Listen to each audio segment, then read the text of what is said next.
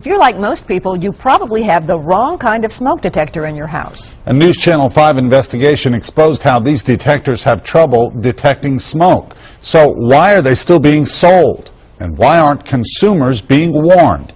Our consumer investigator, Jennifer Krause, found there's plenty of blame to go around.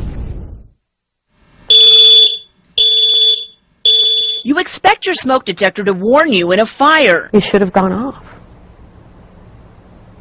It didn't. But our investigation found for an alarming number of people. At what point did you use your smoke detector? Never. They never went off. Their detector fails to go off when they need it most.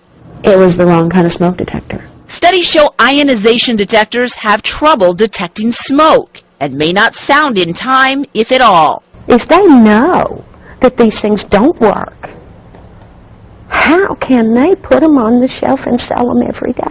But we found smoke detector manufacturers have received literally hundreds of customer complaints about ionization detectors dating back nearly 20 years. Nobody is protecting consumers today when it comes to smoke detectors. Joan Claybrook heads up the consumer watchdog group Public Citizen. People are dying all the time because these smoke detectors are inadequate. And she's outraged that manufacturers refuse to publicly acknowledge the problem with ionization detectors, and more importantly, do anything about it.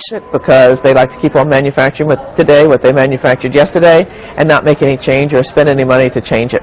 Who wants to admit that they made a mistake that was responsible for hundreds, possibly even thousands of deaths? Boston Deputy Fire Chief Jay Fleming, This is the type fire someone drops a cigarette. helped us test smoke detectors, and the ionization detector did not go off until the room was filled with thick smoke. And our test wasn't the first. This video we uncovered shows how government scientists came to the same conclusion 4 years ago, finding ionization detectors sometimes fail to alarm in smoldering fires, even when visibility is significantly degraded by smoke. This has been documented by everyone who's ever looked at the problem. In fact, we found the Consumer Product Safety Commission expressed serious concerns about these detectors as early as 1995. Yet the CPSC still has not done anything to get them off the market, or at the very least, warn consumers. It's a tragedy and it's a disgrace. I call it killing people. Claybrook says the problem is the CPSC has very little power. It can't issue mandatory safety standards or even warn people about defective products. The agency ought to be able to tell the public when there's a danger. A bill before Congress recently would have ordered the CPSC to warn people about ionization detectors. They should be taking action. Congresswoman Marsha Blackburn thought it was a good idea, but she says smoke detector manufacturers were against it. So lawmakers softened their stance and instead simply asked the CPSC and manufacturers to study the idea of setting new safety standards. What we're asking them to do is to work together to arrive at those standards. Well, the issue's been studied and studied and studied and studied. We don't need any more studies.